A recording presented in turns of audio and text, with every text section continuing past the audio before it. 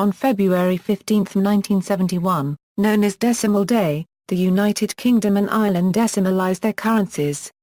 Under the old currency of pounds, shillings and pence, the pound was made up of 240 pence, with 12 pence in a shilling and 20 shillings in a pound. The loss of value of the currency meant that the old penny, with the same diameter as the US half-dollar, was of relatively slight value, while the farthing, which was worth 1/4 of an old penny, had been demonetised on January 1, 1961. United Kingdom. Background Following the rejection by Parliament of Lord Wriothesley's proposals to decimalise sterling in 1824, little practical progress towards decimalisation was made for over a century, with the exception of the 2-shilling silver florin first issued in 1849. A double florin or 4-shilling piece was a further step in that direction but failed to gain acceptance and was struck only from 1887 to 1890. The Decimal Association was founded in 1841 to promote decimalisation and metrication, both causes that were boosted by a realisation of the importance of international trade following the 1851 Great Exhibition. It was as a result of the growing interest in decimalisation that the florin was issued. In their preliminary report, the Royal Commission on Decimal Coinage considered the benefits and problems of decimalisation but did not draw any conclusion about the adoption of any such scheme.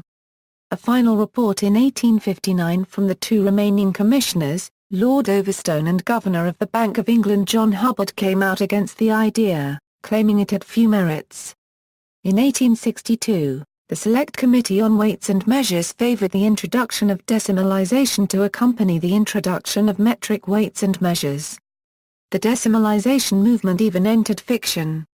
In Anthony Trollope's Palliser novels, Plantagenet Palliser is a passionate advocate of decimalisation, a cause the other characters seem to find intensely boring. Palliser's scheme would have divided the shilling into 10 pennies. This would have changed the threepence into 2.5 new pence, the sixpence into 5 pence and the half-crown into a 2-shilling, 5-pence piece. It would also have required the withdrawal and reissuance of the existing copper coinage. At the end of the fifth book in the series, the Prime Minister, Palliser muses that the reform will not be accomplished, since it can only be done by a Chancellor of the Exchequer sitting in the House of Commons, and the Duke now sits in the House of Lords.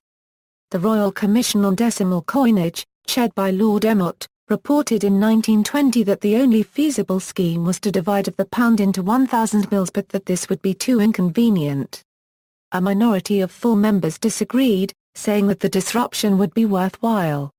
A further 3 members recommended that the pound should be replaced by the royal, consisting of 100 halfpennies.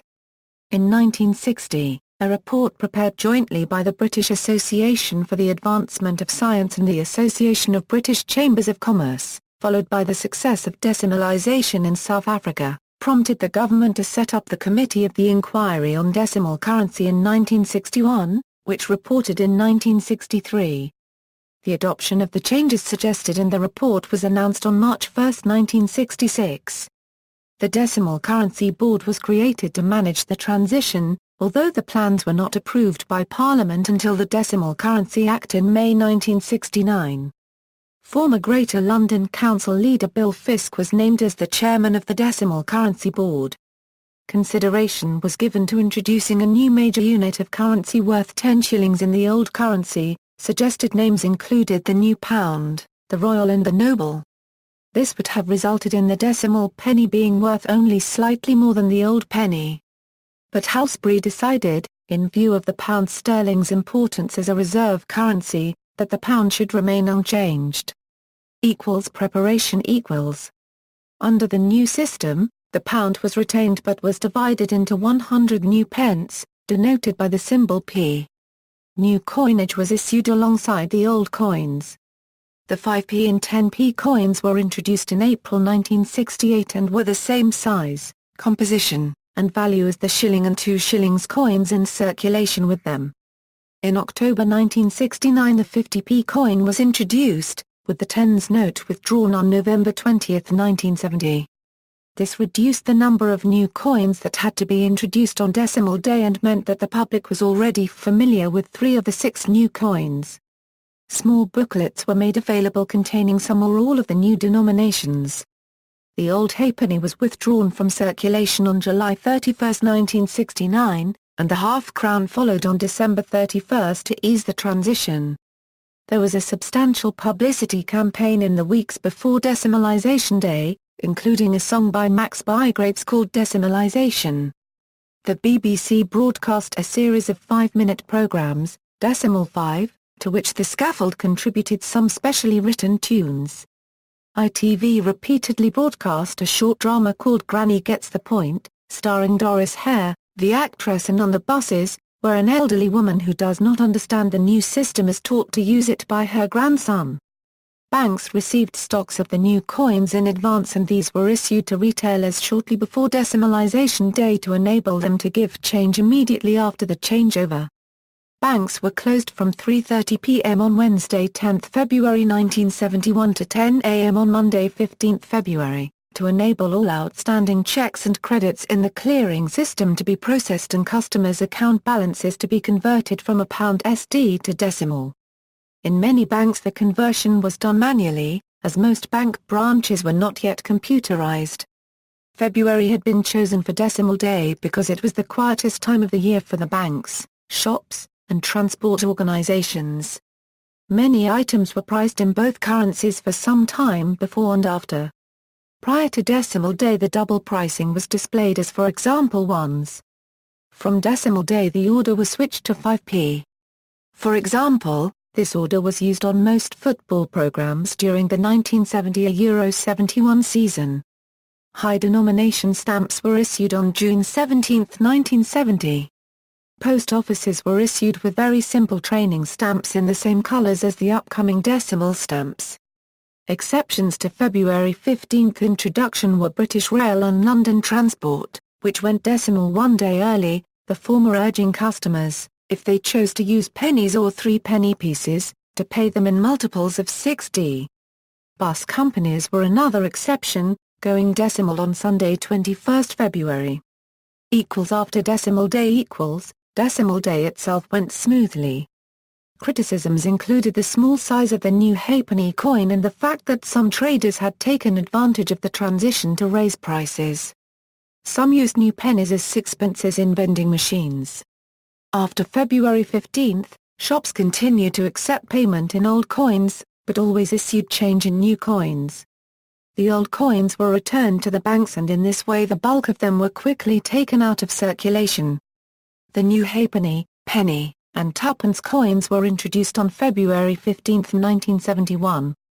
Within 2 weeks of Decimal Day, the old penny and old 3-penny coins had left circulation, and old sixpences were becoming rare.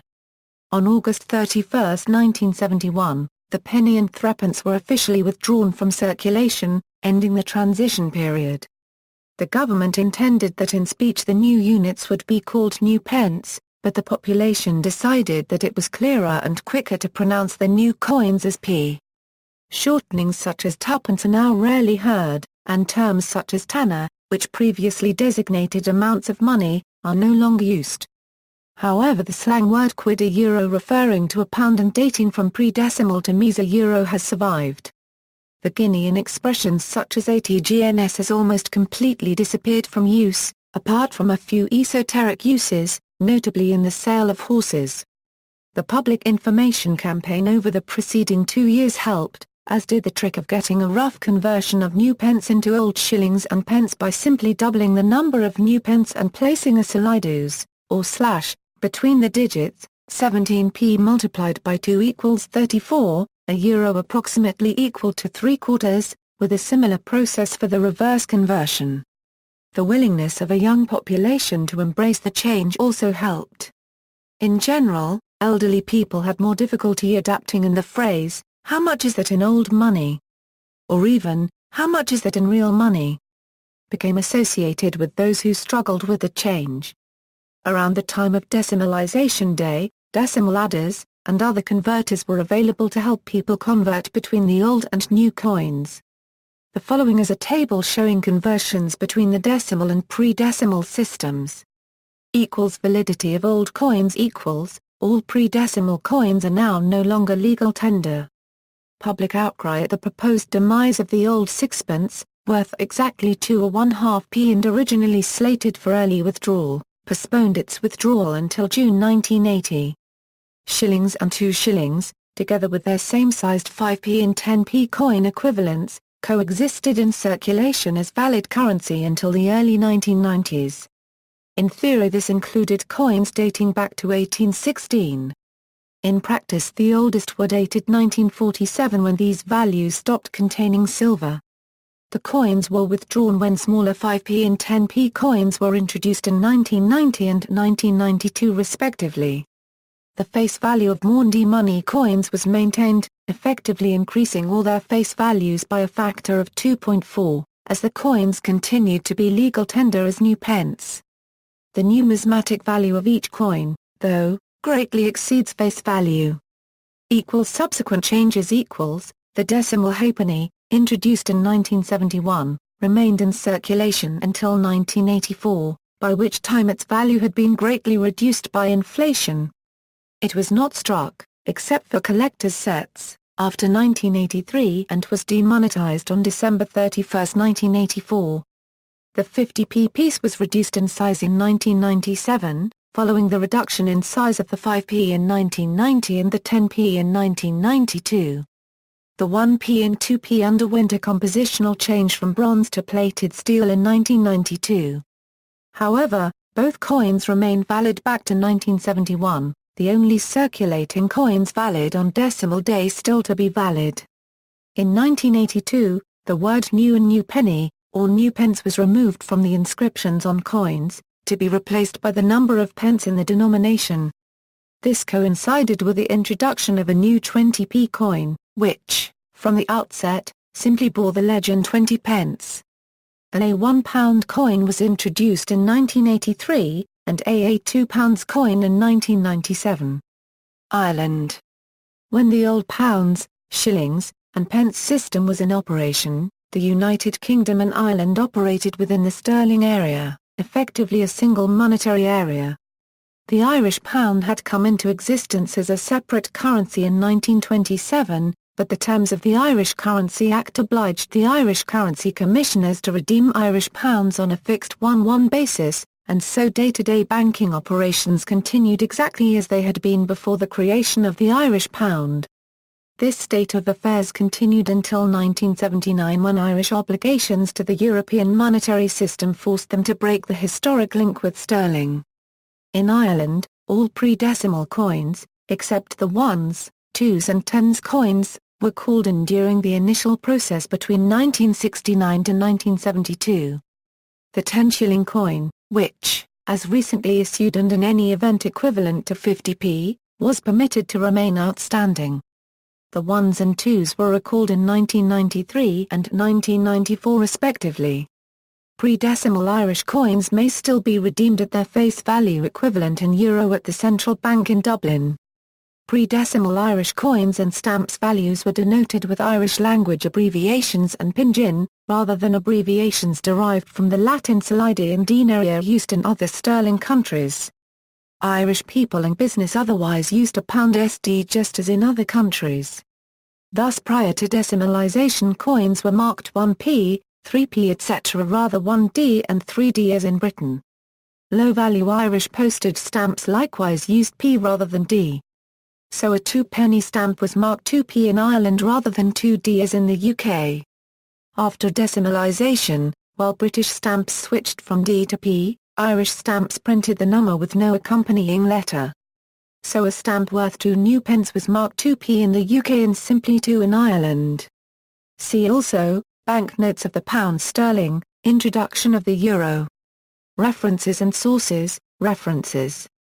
Sources, The Royal Mint, All Change, 25th anniversary of decimal currency in Britain.